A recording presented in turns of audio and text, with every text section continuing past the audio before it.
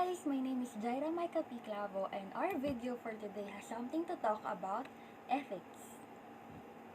So I know that you have these thoughts in your mind that pop up when you hear the word ethics, and I hope that this video will answer those questions, and I also hope that you will learn something from this 3 to 5 minute video. So without further ado, let's get started. So for us to gain our better understanding about ethics, I will go first to its concepts and definitions. So we know that ethics does not require a person to be academically excellent, because ethics has something to talk about values, moral, attitude, behavior, and of course, character. That's why we have this golden rule in ethics saying that we should treat others the way we want to be treated. So, what is ethics? The term ethics is derived from the Greek word ethos, meaning custom or character. And the term morals came from a Latin word moralis, meaning custom or character. So basically, ethics and morals are essentially the same. Ethics guide us in identifying from what is good and what is bad, from what is right and what is wrong, and what is just and what is unjust. Well, the problem is, how are we going to identify if the decision we made in a particular situation is right or wrong? That's why we have this frame of references that we can refer to.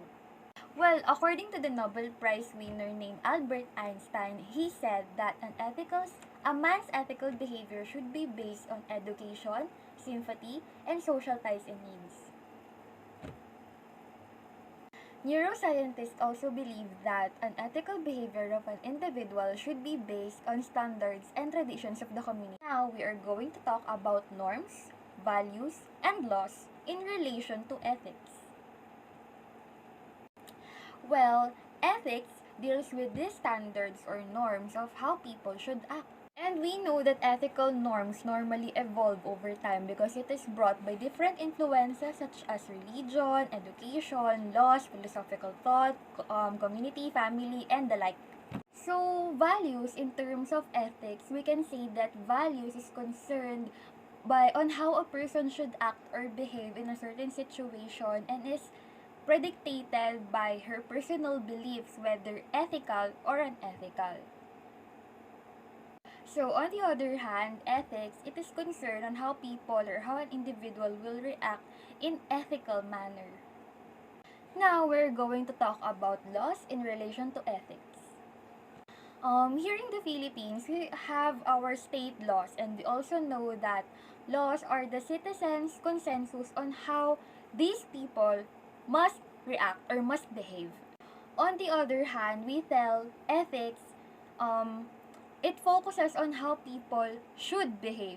I therefore say that being ethical is not the same as following the law. So now that we already gained our understanding about ethics, its concepts, and its definition, we will now go to the principles that govern the accountants in their practice.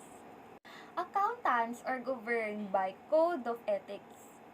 Well, Code of Ethics recognizes the fundamental principles of an accountant to work at the highest standard possible. And I created an acronym to the fundamental principles called PICPO. The first P in the acronym stands for professional competence and due care, and this requires the mastery of the common knowledge required as a CPA and the never-ending commitment to learning and professional improvement. Second, integrity. This requires an accountant to be independent both in mind and in appearance. Confidentiality requires an accountant not to disclose information unless authorized. Fourth is professional behavior, wherein an accountant should act in a manner that is consistent with the good reputation of the profession. And last, objectivity. This requires an accountant to be fair and refrain from any conflict of interest that will override objectivity. So that ends this video. I hope that you learned something from this. So yeah, bye-bye.